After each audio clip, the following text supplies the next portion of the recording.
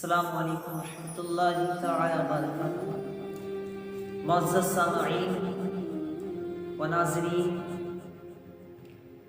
اللہ رب العالمین جو خلاق کائنات ہے، خالق کائنات ہے، اپنے بندوں پر کتنا مہربان ہے۔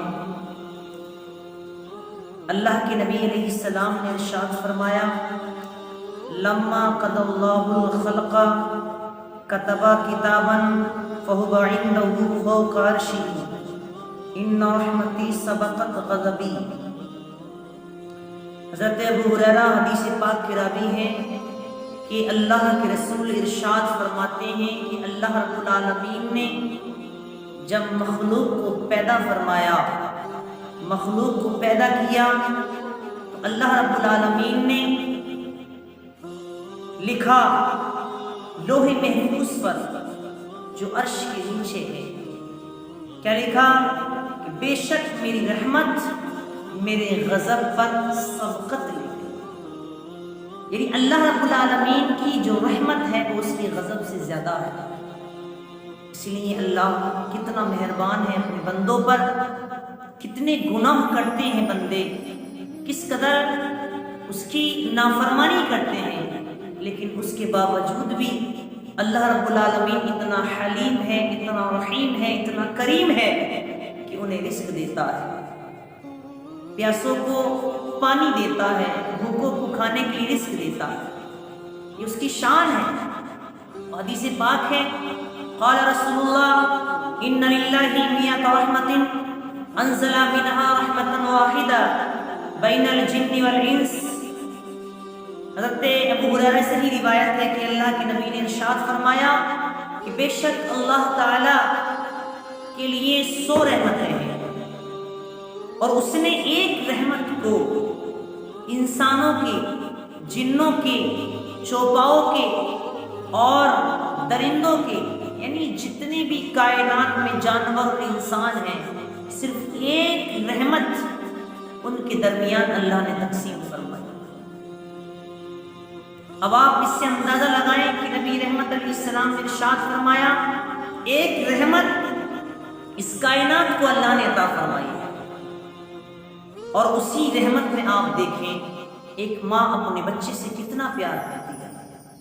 اس سے ایک رحمت میں آپ دیکھیں کہ اگرچہ اس کی اولاد اس کو گالی گلوچ کرے، اگرچہ اس کی اولاد اس کو ستائے، لیکن اس کے باوجود بھی ماں کی رحمت دیکھیں، ماں کی ممتا دیکھیں، دنیا کا کوئی بھی ترازو اس کی محبت کو تول نہیں سکتا، دنیا کا کوئی بھی ترازو اس کی محبت کو نہیں تول سکتا۔ یہ ایک رحمت ہے جو اللہ نے اس دنیا کو عطا فرمائی، اس کائنات کو عطا فرمائی، اور اللہ کے نبی نے ارشاد فرمایا وَأَخَّرَ اللَّهُ 99 رحمتاً یرحموا بها عبادہ یوم القیامہ، اور جو 99 رحمتیں باقی بچی ہیں اللہ رب العالمین قیامت کے دن اپنے بندوں پر رحم فرمائے 99 رحمتوں کے ذریعے سے۔ تو ایک رحمت کا یہ عالم ہے، آپس میں رشتہ دار ہیں ان میں بھی محبت ہے، بھائی بھائی ہیں ان میں بھی محبت ہے، ماں باپ ہیں محبت ہے۔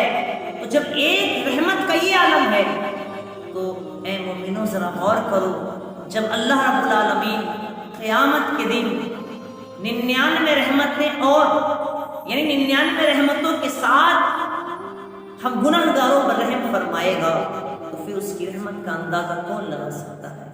اس کی بڑی شان ہے، اعلیٰ وفا ہے کہ جب بندہ اس کے دربار میں آتا ہے تو اللہ بخش دیتا ہے، جو اس سے ڈر جاتا ہے اللہ رب العالمین اس کی خطاؤں کو معاف فرما دیتا ہے۔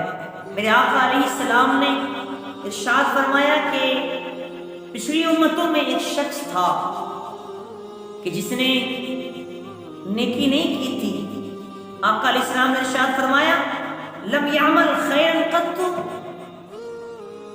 تو اس نے کبھی خیر کا کام نہیں کیا، کبھی اچھا کام نہیں کیا، لیکن جب اس کے انتقال کا وقت آیا تو پھر اس نے اپنے گھر والوں کو بلایا، اپنی اولاد کو بلایا۔ نبی فرماتے ہیں وہ اپنے بیٹوں سے وصیت کرنے لگا اس نے وصیت یہ کی کہ میرے بیٹوں سنو، میں نے آج تک کوئی اچھا کام نہیں کیا، کوئی نیکی کا کام نہیں کیا، اور اب میں مرنے کے لیے جا رہا ہوں اور میں ڈر رہا ہوں کہ اگر اللہ رب العالمین نے مجھ سے سوال کر لیا تو اللہ رب العالمین مجھے سب سے زیادہ سخت عذاب دے گا، کیونکہ میں نے دنیا میں رہ کر اس کی نافرمانی کی، لہٰذا وہ مجھے عذاب دے گا۔ تو میری وصیت ہے یہ کہ جب میں مر جاؤں تو پھر میرے جسم کو ایسے مت دفنا دینا، بلکہ میرے جسم کو آگ لگا دینا، میرے جسم کو جلا دینا۔ نبی فرماتے ہیں اور اس نے وصیت کی کہ میری راہ کو ہوا میں اڑا دینا، آدھی راہ کو ہوا میں اڑا دینا اور آدھی راہ کو سمندر دریاؤں کی نظر کر دینا، جنگلات میں پھینک دینا۔ اللہ اکبر۔ اس نے کہا کہ اللہ کی قسم، اگر اللہ رب العالمین نے مجھے اپنی بارگاہ میں کھڑا کر لیا تو پھر بہت سخت عذاب دے گا، لہٰذا میں ڈرتا ہوں اس بات سے۔ جب اس کا انتقال ہو گیا، جب وہ دنیا سے رخصت ہو گیا، میرے آقا نے ارشاد فرمایا وصیت کے مطابق اس کا جو جسم تھا اسے جلا دیا گیا۔ جب وہ راکھ بن گیا تو اس راکھ کو جنگلات میں اڑا دیا گیا، ہوا کے نظر کر دیا گیا، سمندر کے نظر کر دیا گیا۔ اللہ اکبر۔ میرے آقا نے ارشاد فرمایا جب اس کا انتقال ہو گیا، جب یہ سب کچھ ہو گیا، فَأَمَرَ اللَّهُ الْبَحْرَ فَجَمَعَ مَا فِيهِ وَأَمَرَ الْبَرَّ فَجَمَعَ مَا فِيهِ۔ اللہ نے سمندروں کو حکم دیا اس کی راہ کو سمیٹ دیا جائے، سارے سمندر، یعنی سمندر میں جہاں جہاں پر راہ گئی تھی اللہ کے حکم سے وہ سب ایک ہوئی۔ اللہ نے ہوا کو حکم دیا، اس ہوا نے اس کی راہ کو اکٹھا کیا، یہاں تک کہ اس کے اجزاء کو جوڑ دیا، اور پھر وہ ایک مکمل انسان بن گیا۔ میرے اللہ کی بارگاہ میں پھر وہ حاضر ہوا۔ میرے رب نے ارشاد فرمایا لما فعلت ھذا، تو نے ایسا کیوں کیا؟ بتا تو نے یہ حرکت کیوں کی؟ یہ جلانے کی وصیت، یہ راکھ کو ہوا میں وادیوں میں اڑا دینے کی وصیت جو کی تھی، اس کی وجہ کیا تھی؟ آقا نے ارشاد فرمایا وہ یہ کہے گا قال من خشیتک یا ربی، اے اللہ تیرے خوف کی وجہ سے میں نے ایسا کیا، تیرے خوف کی وجہ سے میں نے ایسا کیا۔ اللہ اکبر۔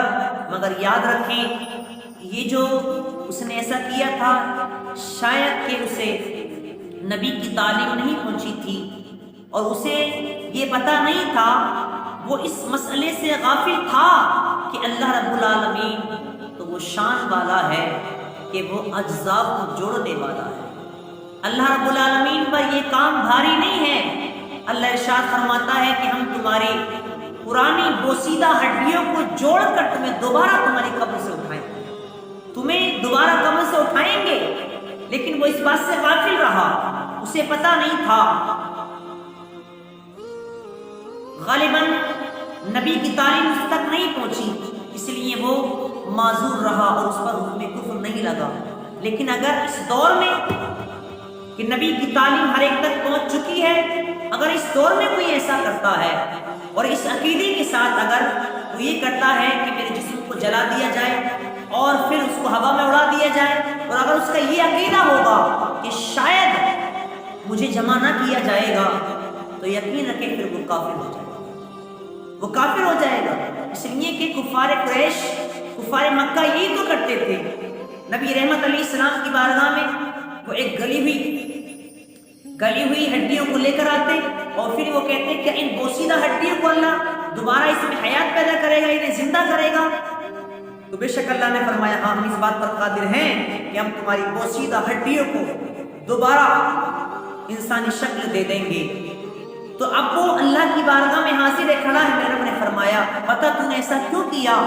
تو وہ عرض کرتا ہے اے اللہ میں ڈر گیا تیرے عذاب سے، تیرے عذاب کی سختیوں سے میں ڈر گیا تھا، میرے پاس نیکی نہیں کچھ نہیں، اس لیے میں ڈر گیا اور میں نے یہ سب وصیت کرنے کو یہ سب میں نے وصیت کی اللہ کے نبی فرماتے ہیں وَأَنْتَ عَالَمُ، اس نے کہا وَأَنْتَ عَالَمُ، اے اللہ میں نے جو کچھ کیا ہے وہ تو سب جانتا ہے، اس لیے کہ تو دلوں کے رازوں سے بھی واقف ہے، تو جانتا ہے اے اللہ میں نے ایسا کیوں کیا ہے۔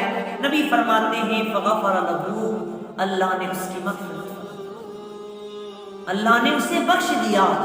اب ذرا غور کریں، اندازہ لگائیں اللہ کتنا کریم ہے، کتنا رحیم ہے۔ لہٰذا اللہ کی رحمت سے کبھی نا امید نہیں ہونا چاہیے، ڈرتے رہو، عمل کرتے رہو، نیکیاں کرتے رہو اور اللہ سے ڈرتے رہو، خوف اور امید کے ساتھ اللہ کو یاد کرو، بے شک اللہ بخشنے والا اور مہربان ہے۔ وما علینا